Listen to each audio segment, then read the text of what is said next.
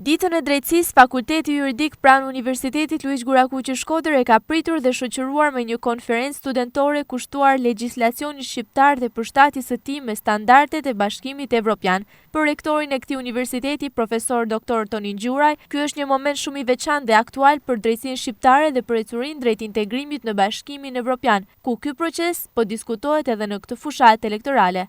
Çështja e drejtësisë lidhet me vetë procesin e integrimit, i cili është ylli polar i gjitha forcave politike. Diferencat janë pastaj në afatet, në mënyrën dhe në hapat që ndërmerren.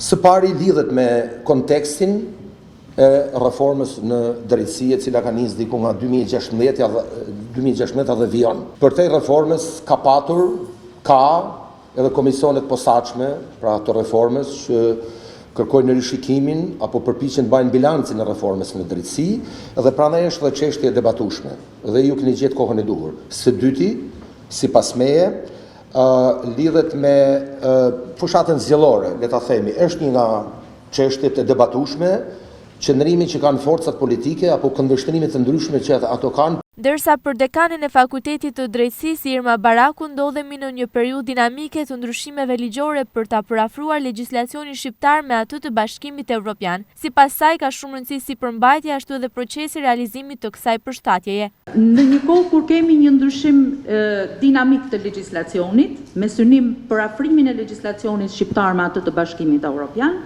ku ndryshimet legjislative sfidohen në mënyrë të vazhdueshme në kuadrin e zbatimit të tij, qoftë nga profesionistët, institucionet, ashtu edhe nga çdo qytetar i Republikës së Shqipërisë, mendoj që analiza dhe debati shkencor mbi këto zhvillime duhet të nxjisë komunitetin e institucioneve të arsimit lartë dhe të kërkoj e të përgjigjemi me përgjegjësinë e një angazhimi serioz.